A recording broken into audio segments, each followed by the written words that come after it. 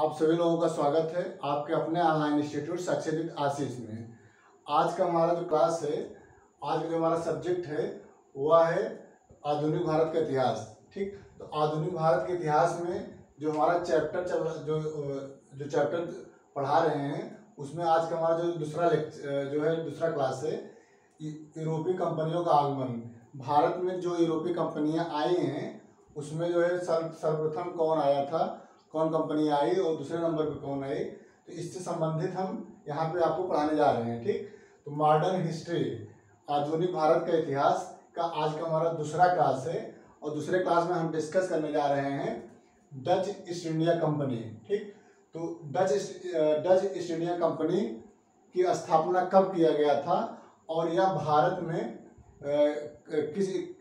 कब जो है भारत में आई और कहाँ कहाँ जो है डच ईस्ट इंडिया कंपनी के द्वारा भारत में कहाँ कहाँ पे जो है अपनी फैक्ट्रियों की स्थापना की है। तो हमारे एग्जाम के दृष्टिकोण से यह भी इम्पॉर्टेंट हो जाता है कि जो है डच ईस्ट इंडिया कंपनी व्यापार करने के दृष्टिकोण से सर्वप्रथम जो है भारत में आई और यह जो है कुछ व्यापार जो है जैसे मसाला का व्यापार, नील का व्यापार, कच्चे रेशम का व्यापार, वस्त्र एवं अफीम का व्यापार के उद्देश्य से डच ईस्ट इंडिया कंपनी की स्थापना की गई और यह जो है भारत में व्यापार करने के उद्देश्य से भारत में आई। तो हमें हमारे एग्जाम के दृष्टिकोण से यह इम्पॉर्टेंट हो जाता है कि डच ईस्ट इंडिया कंपनी के द्वारा सर्वप्रथम कहाँ पे जो है फैक्ट्रियों की स्थापना किया गया और कितने जो है डच ईस्ट इंडिया कंपनी के द्वारा कितने क्षेत्रों पर जो है इनकी जो है कोठियाँ स्थापित की गई, इनकी जो है फैक्ट्रियाँ स्थापित की गई। तो एग्जाम में पूछा जाता है कि जो है डच ईस्ट इंडिया कंपनी के द्वारा किस जगह पे, किस क्षेत्र पे जो है इनकी फैक्ट्रियों की स्थापना किया गया। ओके, तो आज की क्लास हमारा दूसरा क्लास है। इसके पहले क्लास में सर्वप्रथम हम पुर्तगीज ईस्ट इंडिया कंपनी थी, पुर्तगीज का सर्वप्रथम जो पुर्तगाली थे वह जो है सर्वप्रथम हमारे यहाँ व्यापार करने आए थे। ठीक, तो पुर्तगाली कंपनी जो थी वह प्रथम कंपनी थी जो भारत में व्यापार करने की दृष्टि से आई थी। तो हम इसके पहले वाले क्लास में हम पुर्तगाली ईस्ट इंडिया कंपनी के बारे में हम डिटेल वहाँ पे जो है डिस्कस किए हैं। तो आज में हमारा जो क्लास होगा वह है Dutch east India company. Okay, तो हम डच ईस्ट इंडिया कंपनी यहाँ पर पढ़ाने जा रहे हैं। आप लोगों से रिक्वेस्ट है प्लीज़ आप लोग जो इसके पहले वाला क्लास है जिसमें हम पुर्तगाली आए थे भारत में, तो जो है पहला जो कौन पुर्तगाली नागरिक है जो भारत में व्यापार के दृष्टिकोण से आया, जैसे वास्को डी गामा जो है पहला पुर्तगाली था जो भारत में व्यापार के दृष्टिकोण से आया था 1498 ईस्वी में। ठीक, तो इस प्रकार से जो है वास्को डी गामा के बाद फिर जो है और सब पुर्तगाली लोग जो है व्यापार के दृष्टिकोण से भारत में आए और विभिन्न जगहों पे जो है अपनी फैक्ट्रियाँ स्थापित की। तो ये जो है पहले क्लास में हम पुर्तगाली से रिलेटेड हम जो है उसमें पढ़ाए हैं। तो आज का हमारा जो क्लास है हम इसमें जो है बताने जा रहे हैं कि डच ईस्ट इंडिया कंपनी के द्वारा भारत में कहाँ कहाँ जो है व्यापारिक कोठियाँ स्थापित की गई और किस प्रकार से व्यापार को जो है यहाँ पे विकसित किया गया। तो इसके बारे में हम यहाँ पर डिस्कस करने जा रहे हैं। ओके, और जो है हमारा हिस्ट्री, जो मॉडर्न हिस्ट्री है आधुनिक भारत हम पढ़ाने जा रहे हैं, इसमें जो है 3 एग्जामों के दृष्टिकोण से हम यहाँ पे जो है उन सिलेबस को कवर करेंगे जो एग्जाम में पूछे जाते हैं। जैसे यूपीपीएससी 2021 के जो प्री का एग्जाम है उसका जो सिलेबस है उसको भी हम यहाँ पे कवर करेंगे और यूपीपीएससी जो 2021 का आरओ है उसको भी यहाँ पे हम कवर करेंगे और हाई कोर्ट का एआरओ और आरओ वहाँ भी जो है जीएस का रिक्वायरमेंट है उसको भी हम यहाँ पे कवर करने का प्रयास करेंगे। ओके, तो हम चलिए आज के क्लास हम प्रारंभ करने जा रहे हैं। आप सभी लोगों का पुनः आज की क्लास में हम स्वागत करते हैं और आज के क्लास हम प्रारंभ करने जा रहे हैं। ओके, तो Dutch east India company, Dutch east India company जो है ये हॉलैंड या नीदरलैंड के निवासी थे। ठीक, जो डच ईस्ट इंडिया कंपनी थी इसकी स्थापना हॉलैंड एवं नीदरलैंड में किया गया था और जो डच थे कहाँ के निवासी थे, हॉलैंड एवं नीदरलैंड के निवासी थे। यह जो है सर्वप्रथम डच जो है नीदरलैंड और हॉलैंड में डच ईस्ट इंडिया कंपनी की स्थापना वहाँ की संसद के द्वारा 1602 ईस्वी में किया गया था। ठीक है, तो डच के द्वारा, डच संसद के द्वारा, हॉलैंड या नीदरलैंड के संसद के द्वारा United East India Company of Netherland की स्थापना किया गया। ठीक है, तो डच के जो संसद था, वहाँ के संसद के द्वारा 1602 ईस्वी में United East India Company of Netherland की स्थापना किया गया। और आगे यही कंपनी 1602 ईस्वी में बैटम के निकट युद्ध में, बैटम नामक एक जगह था भारत में, जहाँ पे जो है बैटम के निकट युद्ध में पुर्तगाली को पराजित किया। ठीक, तो 1602 ईस्वी में डच ईस्ट इंडिया कंपनी के द्वारा पुर्तगालियों को जो है 1602 ईस्वी में बैटम के निकट एक युद्ध हुआ, जिसमें जो है डच ईस्ट इंडिया कंपनी के द्वारा पुर्तगाली जो कंपनियां थी वह जो है पराजित होना पड़ा। तो यहीं से जो है डच ईस्ट इंडिया कंपनी का जो है इनके जो व्यापार का उद्भव हुआ, और इनका जो है व्यापार के दृष्टिकोण से अपने आप को मजबूत करने लगे। क्योंकि जो है पहले जो है डच ईस्ट इंडिया कंपनी के पहले पुर्तगाल जो है भारत में एक अच्छा खासा स्थिति, व्यापार करने की स्थिति प्राप्त कर चुके थे, क्योंकि यहाँ जो है पुर्तगालियों का जो व्यापार था वह काफ़ी जो है भारत में विकसित हो चुका था। लेकिन जब डच ईस्ट इंडिया कंपनी की स्थापना हुआ और Dutch east India company Bharat में व्यापार के दृष्टिकोण से आई, तो डच ईस्ट इंडिया कंपनी और पुर्तगाली कंपनियों के बीच में जो है द्वंद्व उत्पन्न हुआ, संघर्ष उत्पन्न हुआ। इस संघर्ष में डच ईस्ट इंडिया कंपनी का विजय हुआ, जबकि पुर्तगाली कंपनी पराजित हुई।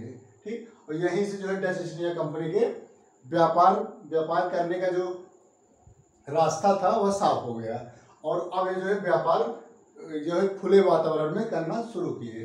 ठीक, तो एग्जाम में पूछा जाता है कि किस युद्ध के द्वारा डच ईस्ट इंडिया कंपनी ने पुर्तगालियों को पराजित किया, तो वह बैटम के निकट एक युद्ध हुआ था, जिसे जो है बैटम का युद्ध कहा जाता है।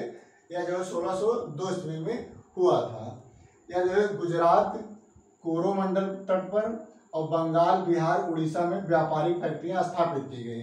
इस युद्ध के द्वारा डच ईस्ट इंडिया कंपनी का विजय हुआ, और डच ईस्ट इंडिया कंपनी के द्वारा गुजरात के कोरोमंडल तट पे और बंगाल, बिहार, उड़ीसा में व्यापारिक फैक्ट्रियां स्थापित की गई।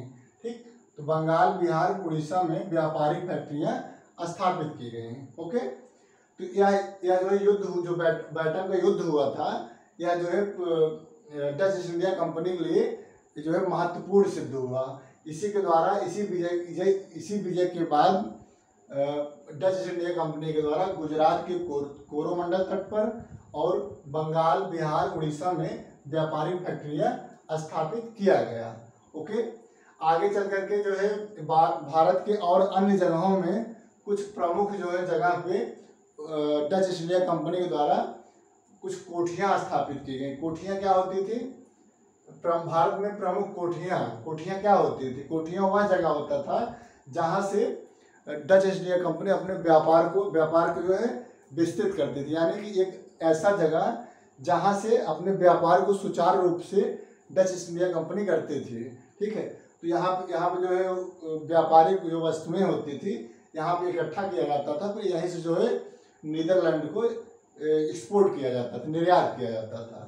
ठीक, तो भारत में जो कोठियाँ थी, यह जो है पुर्तगालियों ने डच ईस्ट इंडिया कंपनी के द्वारा यह पहले जो है मछलीपट्टनम, पुलिकट, सूरत, बिमलीपट्टम, कराईकल, बालासोर, नागपट्टिनम एंड कोचीन, या कुछ ऐसे जगह हैं जहाँ पे जो है डच के द्वारा यहाँ पे जो है कोठियाँ स्थापित की गई हैं। कहाँ स्थापित की गई?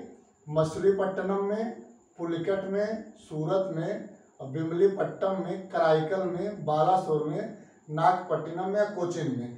तो इस जगह को आप लोग याद रखिएगा, क्योंकि ये जगह ही पूछ लिया जाएगा कि जो है डच ईस्ट इंडिया कंपनी की कोठियाँ कहाँ स्थापित की गई हैं। जो है निम्नलिखित ऐसे क्वेश्चन बन जाएगा कि निम्नलिखित में से कहाँ जो है डच ईस्ट इंडिया कंपनी की जो है कोठियाँ स्थापित की गई हैं। तो इसमें से जो है कुछ नामों को दे दिया जाएगा और कुछ नाम नहीं दिया जाएगा। आप लोगों को जो सेलेक्ट करना होगा कि भारत में जो है डच ईस्ट इंडिया कंपनी के द्वारा कहाँ पे कोठियाँ स्थापित की गई।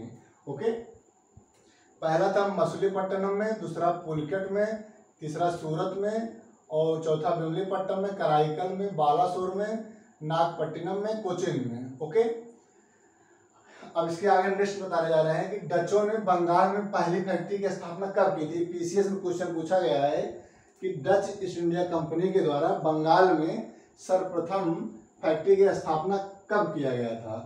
तो यह जो है 1627 ईस्वी में किया गया था। डचों ने बंगाल में पहली फैक्ट्री की स्थापना 1627 ईस्वी में पिपली में स्थापित किया था। इस जगह का नाम भी इम्पोर्टेंट है। इस जगह में पूछा जाता है कि डचों के द्वारा सर्वप्रथम किस पश्चिम बंगाल में जो बंगाल है उसमें जो है सर्वप्रथम किस जगह पे और कब डच ईस्ट इंडिया कंपनी के द्वारा फैक्ट्री की स्थापना किया गया था।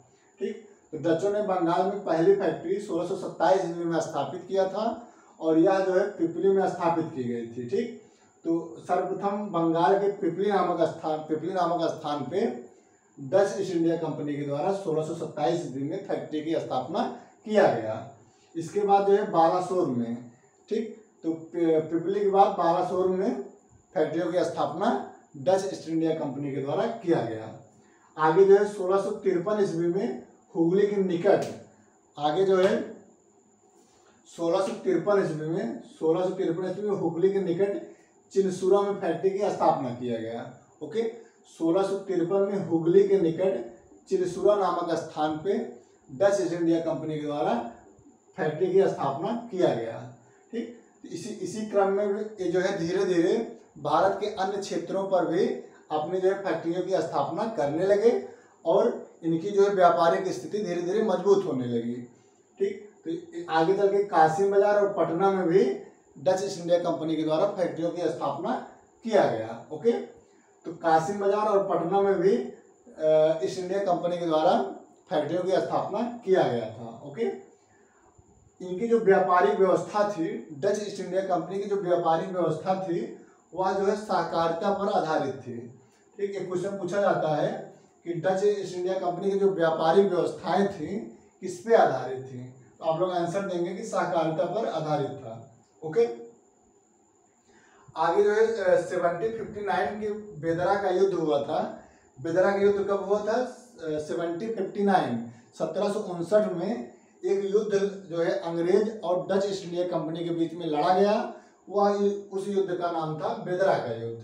ठीक, तो 1759 में बेदरा का युद्ध हुआ था जो अंग्रेज और डचों के बीच में हुआ था। यहीं पर जो है डच ईस्ट इंडिया कंपनी अंग्रेजों के द्वारा पराजित हुई थी और यहीं से जो है डच ईस्ट इंडिया कंपनी का पतन प्रारंभ हो जाता है और धीरे धीरे जो है ये जो है यहाँ भारत में जो डच ईस्ट इंडिया कंपनी का अस्तित्व समाप्त हो जाता है और आगे चल करके अंग्रेजी जो कंपनी थी ईस्ट इंडिया कंपनी, अंग्रेज ईस्ट इंडिया कंपनी, वह जो है व्यापार में एक बहुत अच्छा जो है मजबूत स्थिति प्राप्त की और भारत के व्यापार पे जो है अंग्रेजों का एक जो है एकाधिकार था। यानी कि आगे चल करके जो है अंग्रेज ही वो जो है डच ईस्ट इंडिया कंपनी को हराए, फिर फ्रांस को हराए और एक मुश्त कहा जा सकता है कि भारत पे जो है व्यापार करने का जो एकाधिकार जो है वह अंग्रेज प्राप्त कर लिए। यानी कि भारत में आगे चल करके अंग्रेजों का व्यापारिक दृष्टिकोण से कोई भी प्रतिद्वंदी नहीं था। यानी यहाँ पे व्यापार वह एक स्वतंत्र रूप से कर सकते हैं, इनका कोई विरोधी नहीं था। ये धीरे धीरे अपने सभी विरोधियों को खत्म कर दिए थे। जैसे पहले पुर्तगाली जो है समाप्त हुए, उसके बाद डच हुए, फिर आगे जो है डेनमार्क हो जाए, आगे जो है फ्रांस पराजित होगा।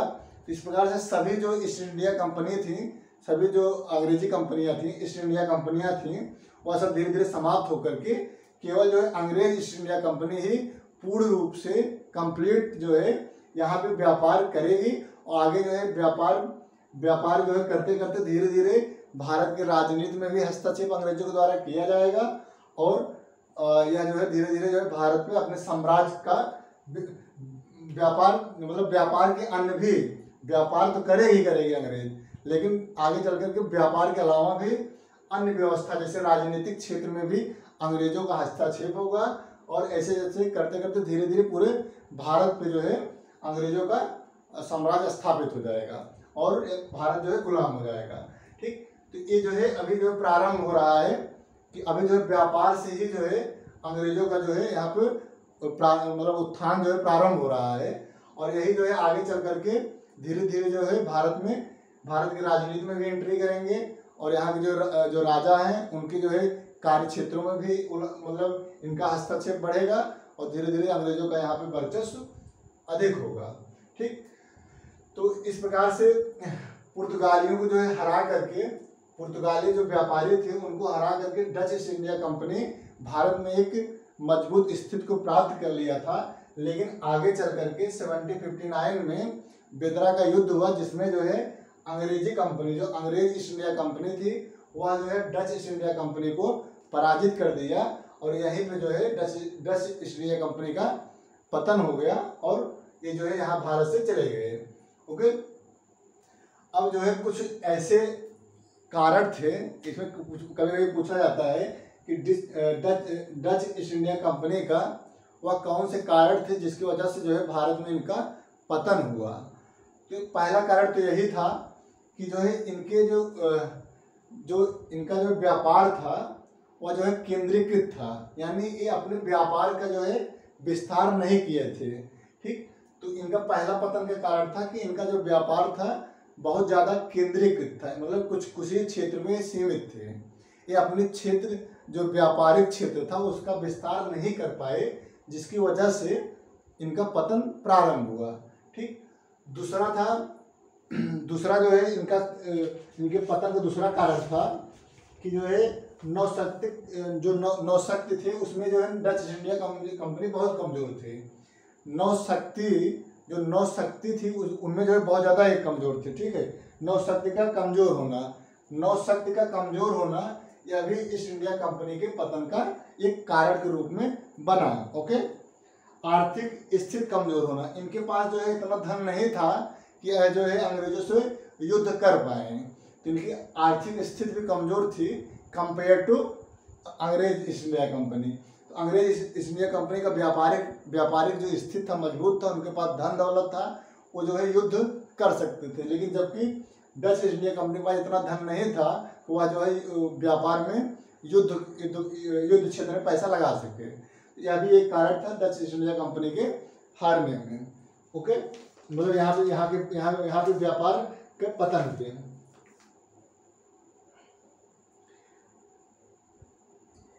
और एक जो है प्रमुख कारण ये भी था इनके पतन का कि जो है एक केवल व्यापार पर ही ध्यान दिए। ठीक, अपने व्यापार विस्तार पर ध्यान नहीं दिए। ठीक, कुछ ही क्षेत्रों पर ये व्यापार किए और केवल एक व्यापार पर ध्यान देते थे। ये जो है भारत की राजनीति में इनका हस्तक्षेप नहीं था। ये भी एक कारण हुआ कि इनका जो सपोर्ट करने के लिए भारत में जो राजा महाराजा थे वह जो है उनके द्वारा डच ईस्ट इंडिया कंपनी का सपोर्ट नहीं किया गया। क्यों? क्योंकि डच ईस्ट इंडिया कंपनी उनके राजनीति में हस्तक्षेप नहीं की थी, न ये कभी जानने की भी प्रयास की किसी राजा महाराजा के बारे में। तो एक कहा जाता है कि डच ईस्ट इंडिया कंपनी का केवल व्यापार पर ही ध्यान था, इनका जो है राजनीति पर कोई हस्तक्षेप नहीं था। यह भी इनके पतन का एक कारण बना। ओके, तो आज की क्लास में और जो डच ईस्ट इंडिया कंपनी जो व्यापार करती थी वह किसका था? मसाला, नील, कच्चे रेशम, वस्त्र और अफीम का। ओके, तो आज हम आप लोगों से डिस्कस किए डच ईस्ट इंडिया कंपनी। ठीक, तो पहले क्लास में हमने डिस्कस किया था कि जो पुर्तगीज कंपनियां थी वह जो है भारत में कब आई और किस प्रकार से अपने फैक्ट्री की जो है यहाँ पे स्थापना किया और कहाँ पे जो है इनकी फैक्ट्रियाँ स्थापित हुई। और आज की क्लास में हमने आप लोगों से डिस्कस किया डच ईस्ट इंडिया कंपनी। ठीक, तो Dutch east India company Bharat में कब आई और कहाँ पे जो है अपनी व्यापारिक फैक्ट्रियों की स्थापना किया और जो है किस प्रकार से यहाँ पे जो है व्यापार किए। अब अगले क्लास में हम आप लोगों को आप लोगों से डिस्कस करेंगे कि अंग्रेज ईस्ट इंडिया कंपनी। ठीक, तो अंग्रेज किस प्रकार से भारत में आए और जो है यहाँ पे किस प्रकार से अपने व्यापार को जो है व्यापार का विस्तार किए और आगे चल करके ये जो है भारत की राजनीति में भी हस्तक्षेप किए। और यही जो है अंग्रेज जो है आगे चलकर भारत को कैसे गुलाम बनाते हैं और पूरे भारत में अपने साम्राज्य को कैसे स्थापित करते हैं, यह हम आने वाले अगले क्लास में हम डिस्कस करेंगे। ओके, तो आज की क्लास में इतना ही। अब अगले वाले क्लास में हम अंग्रेज जो कंपनियाँ थी, अंग्रेजी कंपनियाँ जो थी, अंग्रेज ईस्ट इंडिया कंपनी, उसके बारे में हम डिस्कस करेंगे। ओके, तो आज की क्लास में इतना ही, बहुत ही इतना। अब इसके आगे भी हम अगले तीसरे क्लास में हम अंग्रेज ईस्ट इंडिया कंपनी के बारे में डिस्कस करेंगे। आज के लिए इतना ही। अब इसके आगे जो है अगले क्लास में हम डिस्कस करेंगे। ओके, तो प्लीज़ आप लोग हमारे इस वीडियो को देखिए और वीडियो को लाइक करिए। वीडियो को लाइक करने के बाद वीडियो को कमेंट करिए और वीडियो के लिंक को आप प्लीज़ शेयर करिए और हमारे यूट्यूब चैनल को सब्सक्राइब करिए प्लीज़। तो आज की क्लास में इतना ही। बहुत बहुत धन्यवाद। Thank you so much.